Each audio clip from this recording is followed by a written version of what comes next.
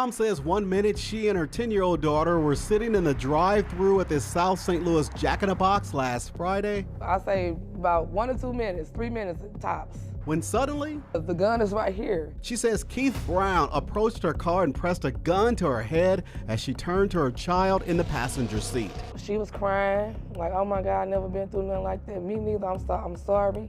I apologized to her, kept holding her, hugging her. Mom, still traumatized, asked us to not show her face or disclose her name. I could see his face. He had a black hat, all black with the vest on. And I remember the gun, flat out. Incredibly, she chased the suspect when she says he fired his gun in the air and took off. He got my gun that was inside my purse, and my cards. Police say 2 days later, an armed Brown robbed this Northside Dollar General store. And Tuesday morning, they say Brown shot and killed 28-year-old Sam Linehan while the victim was in this Starbucks drive-thru across from the Jack in the Box. I hate that happened to her. I just want to know why, anything. I mean, it's devastating to me. I'm Ruda Olsenite. I thank you so much for joining us tonight. We've been following this since early Tuesday morning.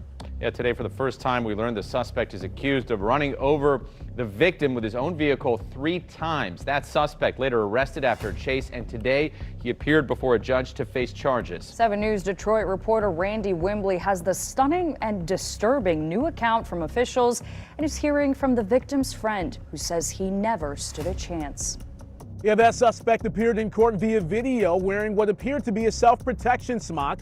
He's facing carjacking and murder charges and is being held without bond. The reason why I did it was because... Mr. Ferris, I'm going to cut you off, sir. Sir, please, be quiet. Step aside, Mr. Ferris. Kevin Ferris nearly incriminated himself in court. The 25-year-old is accused of killing Keith Grouse in a brutal attack at the Sunoco gas station on Joy Road in Prevost on Detroit's west side Tuesday morning. Once the victim walks outside of the gas station, he begins pumping gas. And when he opens the door, the defendant's inside the vehicle. They begin fighting. The defendant throws the victim to the ground, kicks him multiple times when he's on the ground. He continues to punch and kick the victim. He eventually gets in the motor vehicle, reverses the motor vehicle, drives forward on top of the victim, and then circles around the gas station 3 times and drives on top of the victim and drags the victim across the parking lot of the gas station on 3 different occasions. Ferris was later arrested after leading Dearborn and state police on a chase in that stolen Jeep.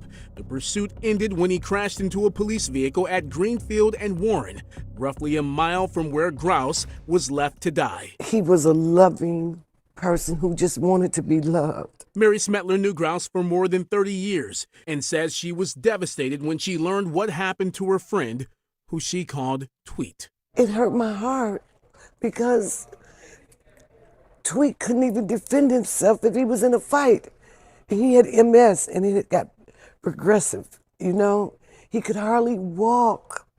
So to do something like that, it was like, you know, fighting a kid. Ferris' defense lawyer says the 25-year-old is taking medication for mental health and works at a nursing home doing patient care. Smetler and the Grouse family has this question for Ferris. How could you do that? Why would you do that to somebody? It's a question that, for now, remains unanswered. Now, Ferris will be back in court next Friday for a probable cause exam. The following week, a judge will determine if there's enough evidence for him to go to trial. I'm Randy Wembley.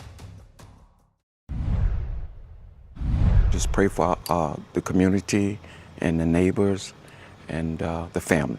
A quiet Ocala community woke up in shock and heartbreak after a tragic loss inside this home on Banyan Trackway. The Marion County Sheriff's Office say deputies were called just before 10:30 last night for a welfare check. When they entered the home, deputies found 2 adults and 2 children dead inside. Deputies say the family died from carbon monoxide poisoning. This house has been here maybe 10 years, and I've known several people that lived there, but I never heard of anything other than it was a nice home. So this is new to me. I'm very concerned what's going on or what happened. The Sheriff's Office tells us there was no foul play suspected, and this was a tragic accident. Neighbors tell me that this family didn't live here that long, and they're trying to understand how something could happen like this on their street. My neighbors were real nice, Hispanic family who lived here about 10 months. They were real nice people, and we had a good neighborly relationship.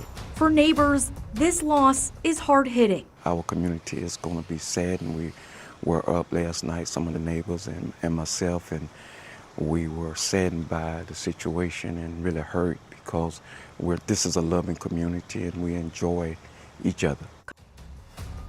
Show whether these two shootings are connected or not.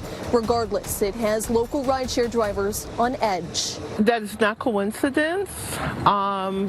One is too many, so two is definitely too many. It's ridiculous. Sunday night, just before 10. Male's hurt, down on the ground, not moving. Found near West 103rd Street and Rose Hill Avenue, shot in the head. A Lyft driver, 56-year-old Antoine Latham, rushed to a nearby hospital where he was later pronounced dead. 27 hours later. Male's in his mid-20s or 30s for the caller, says he's not awake. The vehicle doors are locked. They're not getting a response from him. A police report showing a man was found slumped over in his car on East 84th Street. His 2013 Volkswagen Passat crashed into a dumpster. He, too, a Lyft driver. It's so frustrating because it's like that's another stream of income, and it's like you can't even go out and actually do your job. Your mind frame is on making extra money when another person's mind frame is on hurting somebody. On Monday, Cleveland police saying the initial incident was isolated. But at this point, there's no indication that, there should be like heightened concerns from, Lyft drivers or Uber drivers. But now with two deadly shootings, all rideshare drivers can do is think the worst. Maybe serial killer. In both cases, Lyft tells us the riders are permanently removed from the platform. Lyft drivers want more done, though, now calling on the company to update safety features like rider background checks, family and friends location sharing for drivers, and allowing drivers to carry weapons. We should have a better system than what we have now. They should have more security for the drivers. They don't want firearms, but there's golf clubs, there's bats, there's hammers, there's other other things you could, because you need to protect yourself, and you got to be really cautious about who you pick up. Lyft says it is cooperating with law enforcement. So far, no suspect has been identified.